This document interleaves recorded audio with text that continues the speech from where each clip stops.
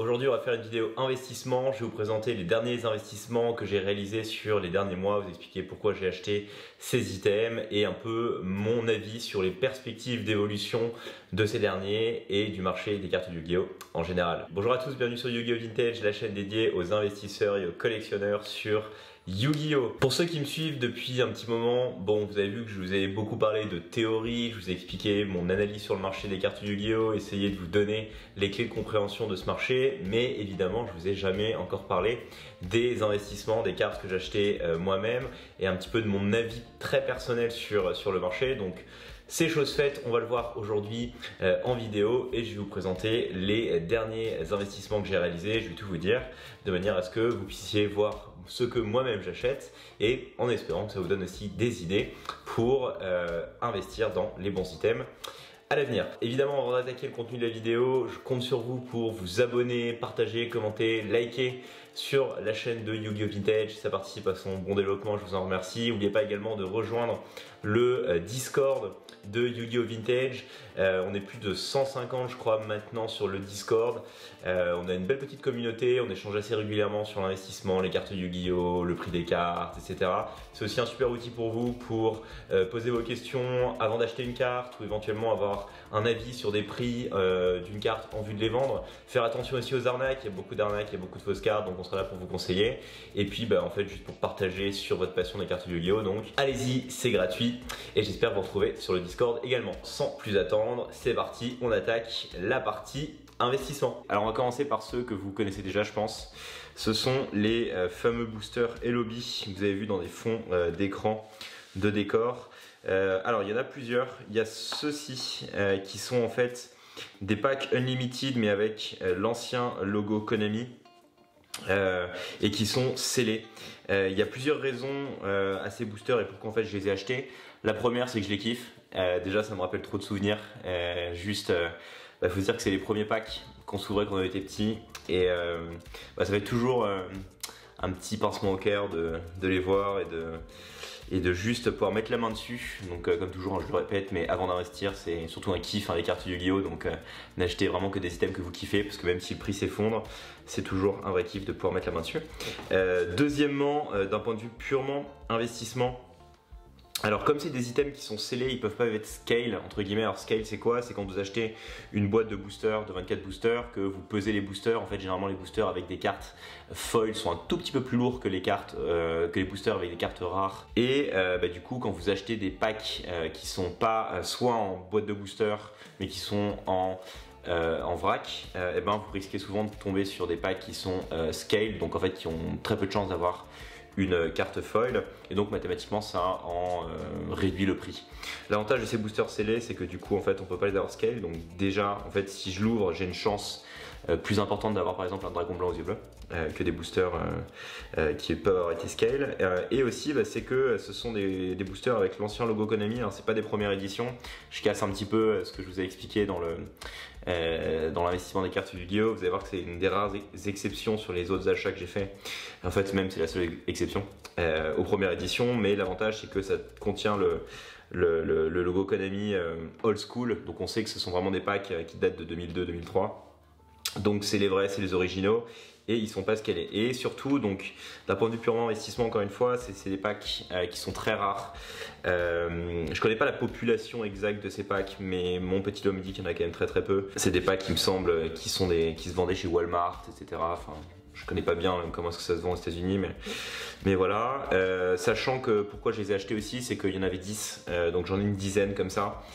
Donc j'ai pu avoir un prix de groupe, ce qui évidemment est plus intéressant parce que le jour où je les revends à l'unité, ça va me permettre d'avoir plus de marge et surtout ça me permet de m'en séparer petit à petit si jamais j'aurais faire 2 investissements ou récupérer un peu de trésorerie ou juste un peu encaisser mes profits. Je pourrais les vendre à l'unité. Après d'un point de vue purement perspective, ceux-là je compte bien les garder plusieurs mois voire quelques années.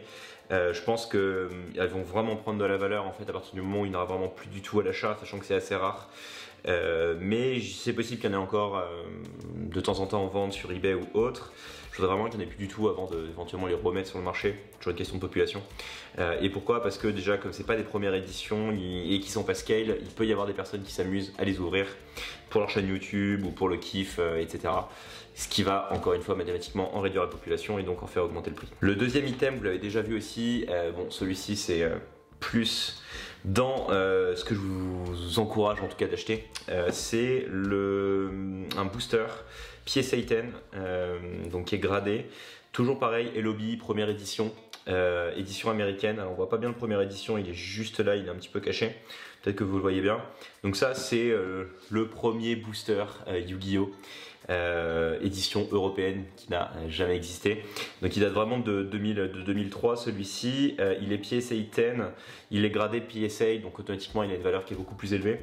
Et donc évidemment ça en fait un booster qui est très très rare, même si évidemment il peut avoir été scale, c'est un peu le problème. Mais ça on ne sait pas. Mais typiquement pour les collectionneurs qui veulent mettre la main sur les tout premiers boosters qui ont été créés dans l'univers des cartes Yu-Gi-Oh! Et ben tout simplement c'est celui-ci. Donc évidemment c'est un booster qui déjà encore une fois moi me rappelle les premiers boosters qu'on pouvait s'ouvrir comme avec les autres, et évidemment c'est une population qui est assez low. Alors des PSA 10, si vous allez sur le site de PSA, il y en a une centaine à peu près qui ont été gradés jusqu'à présent. C'est possible que la population augmente un petit peu. Par contre il y a beaucoup de demandes sur ces boosters, il n'y en a pas énormément en vente. C'est vraiment des boosters de collectionneurs. Aujourd'hui là sur eBay il me semble que ceux qui sont en vente ils sont autour de 3-4 000 $. Le all time high de celui-ci il est à 2800 $. Donc voilà, c'est un investissement qui est assez conséquent. Je l'ai acheté un peu moins cher celui-ci. Après c'est clairement un investissement qui est quand même assez important.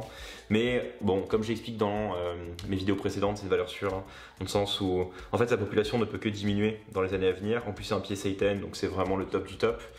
Et c'est le première édition, donc voilà, celui-ci pareil, mon objectif c'est de le garder assez longtemps déjà parce que je le kiffe. On verra la valeur qu'il va prendre. Je pense pas que honnêtement ce type de booster puisse un jour grimper au-delà de 5000 $, même si bon, tout est possible. Mais à partir de 5000 $, je me poserai quand même vraiment la question de le revendre parce que même si je le kiffe, j'ai quand même les autres qui sont quasiment pareils, mais pas en première édition. Mais finalement, pour moi, ça n'a pas énormément d'intérêt d'en avoir trop du genre. Et puis, pour 5000 $, ça permettrait vraiment d'avoir pour le coup pas mal de capital pour acheter des cartes ultra rares là-dessus et qui rentrent dans des grilles de 5000 $. Ce qui me ferait, à mon avis, plus plaisir que d'avoir ce booster, même si je le kiffe.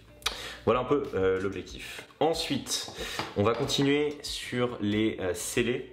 Donc ça c'est un des derniers achats que j'ai fait. C'est une boîte de booster Pharaonic Guardian en première édition, version américaine évidemment. Très belle boîte de booster. Encore une fois ça fait lien avec ce que je pouvais raconter dans mes vidéos précédentes. Je pense que les boîtes de booster sont vraiment des items qui sont extrêmement rares.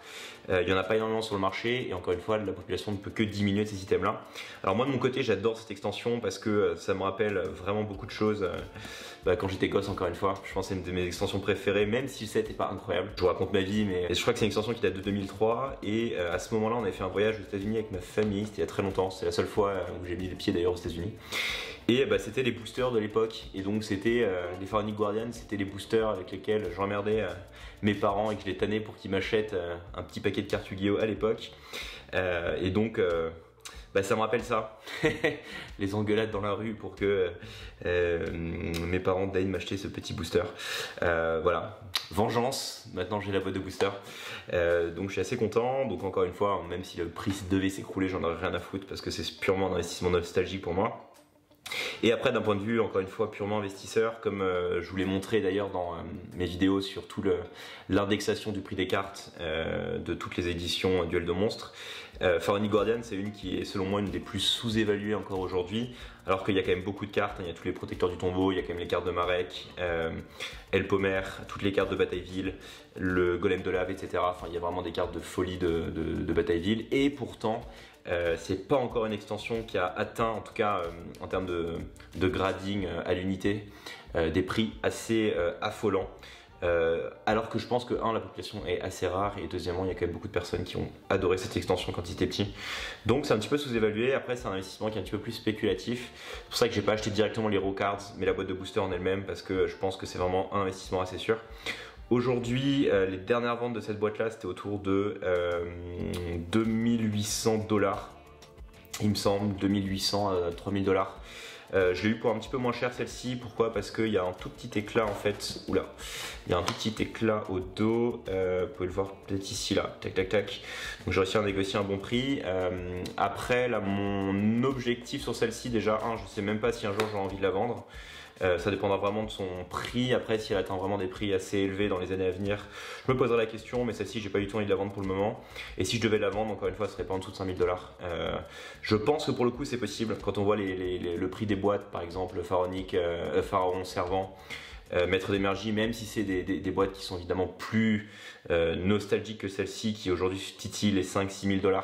Je pense que dans quelques années, en fait, ces systèmes-là n'existeront vraiment plus, parce qu'il y aura encore quelques youtubeurs qui ont fait des folies, qui seront amusés à ouvrir ces boîtes. Donc, à voir dans les années à venir, mais en tout cas, je pense que c'est une valeur sûre. On a fait un petit peu le tour de ce que j'ai acheté là cette année sur les boosters scellés, et on va passer aux raw cards. Alors sur les cartes, j'ai fait plus d'investissements assez spéculatifs entre guillemets. En fait, je n'ai acheté que des cartes françaises. Donc je vais vous les montrer. Honnêtement, bon, c'est des valeurs sûres d'un point de vue carte. À voir après d'un point de vue prix ce que ça donnera. Donc la première, la classique, Trou Noir, première édition, version LDD en français. Voilà, seule particularité c'est que c'est une française, donc c'est toujours assez difficile d'en estimer le prix, j'ai pas trop d'idées là-dessus. Alors déjà pourquoi je l'ai acheté, parce que je la kiffe évidemment, c'est assez logique. Deuxièmement parce qu'elle a un recto qui est absolument nickel, il n'y a aucune rayure. Le verso on peut pas en dire autant malheureusement, il y a quelques petits coins qui sont, voilà, là vous pouvez le voir, ils sont pas incroyablement propres. Si on devait la faire grader celle-ci au max, je pense que ce serait une PSA 8, mais je l'ai eu pour moins de 100 €, donc je suis assez content de l'avoir. Et encore une fois, c'est un petit peu plus un investissement spéculatif. Et je pense sincèrement que la population de ces cartes-là est vraiment assez faible. Il y en a quand même très peu sur le marché en très bon état comme ça. Donc à voir ce que ça peut donner, avec comme objectif un avis de revente dans quelques mois, voire quelques années, ouais, autour de 200-300 €. Ça serait pas mal à voir. En tout cas, je suis content de l'avoir. Voilà pour le trou noir. Deuxième item. Tadam. Bon, ça c'est une des stars, évidemment. De Duel de Mons, c'est le Magicien Sombre, première édition, version LDD en français. En fait, d'un point de vue, si on était sur une carte américaine, ce serait la deuxième carte la plus chère de l'histoire des cartes Yu-Gi-Oh! Est-ce que c'est le cas pour le marché français? Absolument aucune idée. Ce qui est sûr, c'est encore une fois, c'est que bon, sur cette carte-là, le recto est absolument nickel. Ça, c'est cool. Il y a le verso qui est un petit peu pareil, un petit peu abîmé dans le sens où il y a deux coins qui sont blanchis ici et ici. Également ici un tout petit éclat. C'est pas bien méchant, mais encore une fois, ça veut dire que la carte probablement va être gradée max, je pense, PSA 8 si je devais la faire grader chez PSA. Mais le recto est absolument superbe et je pense que vraiment sur les cartes françaises, comme je le redis, il n'y a pas beaucoup de population, donc c'est vraiment très rare de trouver des cartes comme ça qui sont en quasiment parfait état en fait sur de première édition LDD en FR. Ça fait aussi référence avec ma vidéo sur le prix d'ancrage, absolument. C'est très difficile d'évaluer ces cartes. Celle-ci pareil, je l'ai eu autour de 100 €. Je pense que c'est un bon prix. Après voilà, il faut se dire que les cartes en très bon état, j'ai vu qu'elles se négocient autour de 300-400 €. Celle-ci, voilà, il y a un petit coin qui est un petit peu abîmé. Ça casse un petit peu ma théorie de n'acheter que des cartes qui sont nickel, mais je pense pas qu'elle aille sous PSA 8 celle-ci quand même. Donc voilà, n'achetez jamais des cartes qui peuvent être gradées moins que PSA 8. Après au-delà c'est toujours très difficile et il y a un petit peu de loto. En tout cas celle-ci est, je pense, gradable en 8 et puis le prix est intéressant, donc voilà, à voir ce que ça va donner. Ensuite, troisième carte. Bon, ça aussi c'est une Rockstar. Celle-ci, je suis hyper content de l'avoir parce que déjà je la kiffe. Gros souvenir, hein, sur Gardien de la Porte. Première édition, version MRD en français. Bon, que dire, hein, si ce n'est que évidemment c'est un monstre juste de folie qu'on a tous kiffé, je pense qu'on était petits. Et puis d'un point de vue purement investissement, alors celle-ci elle est absolument nickel. Je pense que si je la fais grader un jour, Elle aura un 10, elle est absolument superbe, il n'y a pas d'égratignure, le recto est parfait, le verso est absolument parfait. Donc là pareil, quand on me l'a proposé, j'ai sauté sur l'occasion.